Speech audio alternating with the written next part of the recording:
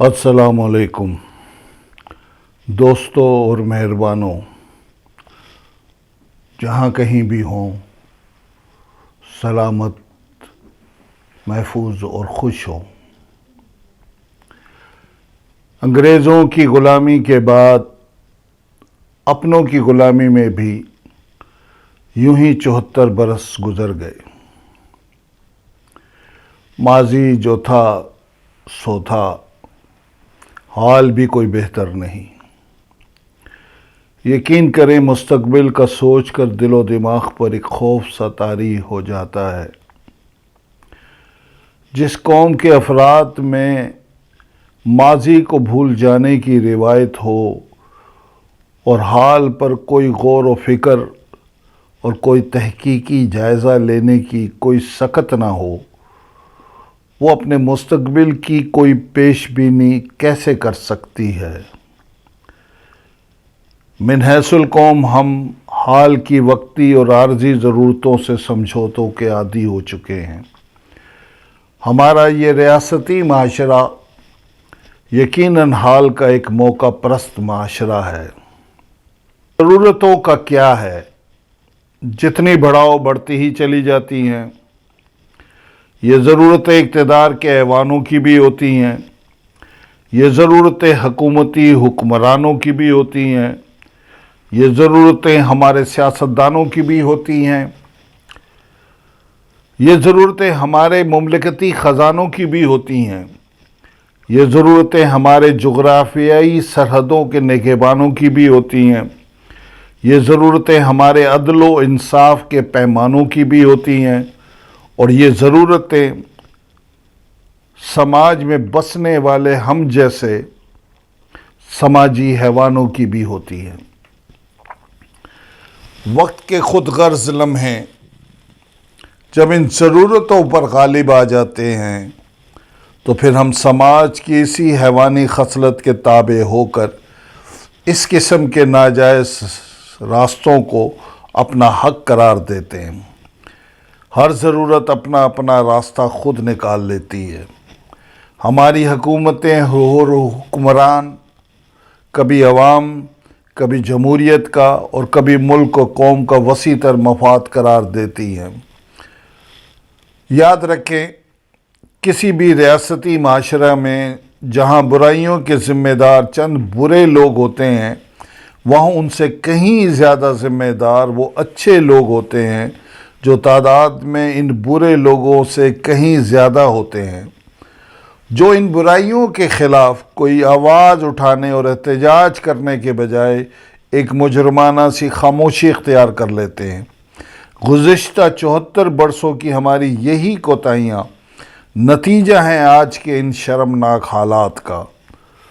سچ پوچھو تو ہم جیسے تھوڑے بہت پڑھے لکھے ارسطوؤں اور افلاطونوں جیسے سیاسی پارٹیوں کے دم چھلے بنے ہوئے سیاسی کارکن مجرم ہیں ان دہقانوں کے جو بنجر زمینوں پر لہلہاتی فصلوں کی اپنے خون پسینے سے بنیاد رکھا کرتے ہیں۔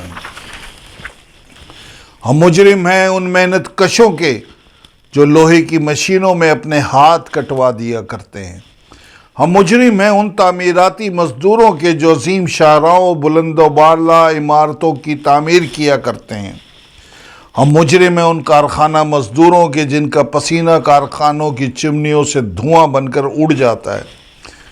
ہم مجرم ہیں ان غریب ماہی گیروں کے، ان کی ہمتوں اور حوصلوں کے جو سمندر کی موجوں سے لڑا کرتے ہیں۔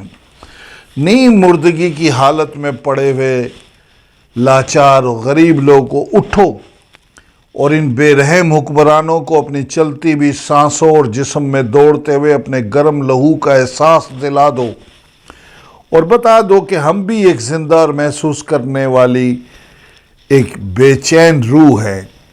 اگر یہ بے چینیاں حد سے زیادہ بڑھ گئیں تو سب کچھ بہا کر لے جائیں گی۔ ہمارے ساتھ کیڑے مکوڑوں جیسا برتاؤ نہ کریں، ہم بھی تمہاری ہی طرح کے جیتے جاگتے انسان ہیں۔ تمہاری جمہوریت کی طرح ہمارا بھی عہد و پیما حرف آخر نہیں ہے۔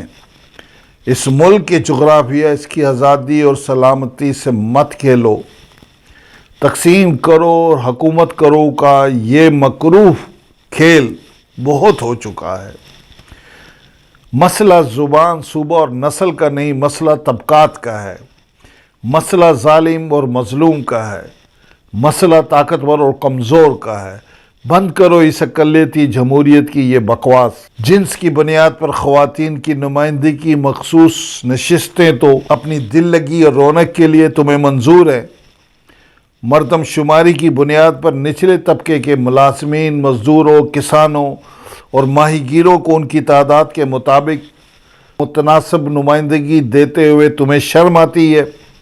الیکٹیبل لوگوں کا یہ ناصور مغلیہ دور میں بھی تھا، انگریزوں کے دور میں بھی تھا، آزادی کے بعد 74 برسوں سے ماشاء اللہ فوجی دور ہو یا نام نہاد جعلی جمہوریت کا دور ہو، یہی استحصالی طبقہ اسی طرح برا جمان ہے، ہر پیداوار کا مالک اور اسے بیچنے والے پارلیمنٹ کے ایوانوں میں بیٹھا ہوا ہے۔ تو پھر اس غریب کا بھلا کیسے ہوگا؟ پھر اسی طرح مہنگائی بڑھتی رہے گی اور اجرتیں کم ہوتی رہیں گی۔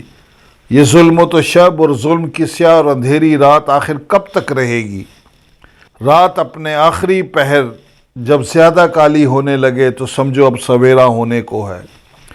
عام غریب کی زندگی اس کی برداشت سے باہر ہو چکی ہے اور کبھی بھی کسی وقت بھی کوئی خوفناک شکل اختیار کر سکتی ہے۔ یہ مکروہ اور ظالمانہ نظام مکڑی کے اس جالے کی طرح ہے جس میں ہم جیسے غریب کیڑے مکوڑے تو پھنس جاتے ہیں اور درندہ صرف خون خوار جانور اسے چیڑ پھاڑ کر نکل جاتے ہیں۔ یہ آئین بھی انہی الیکٹیبل لوگوں نے ہی بنایا تھا جو ایک میجک شو کے سوا کچھ بھی نہیں، جس میں رومال کبوتر بن جاتا ہے اور کبوتر مرغا بن جاتا ہے۔ ریاست ایک نئے عمرانی معاہدے کا تقاضا کر رہی ہے جس میں ریاستی معاشرے کے تمام طبقات کے اپنے اندر کے اصلی نمائندوں کی شرکت اور منظوری لازمی ہو۔ اللہ ہم سب کی حفاظت کرے اور ہمارا یہ وطن سلامت تا قیامت رہے۔ فکر کے اسی پیغام کے ساتھ پرویز اختر، پاکستان زندہ باد۔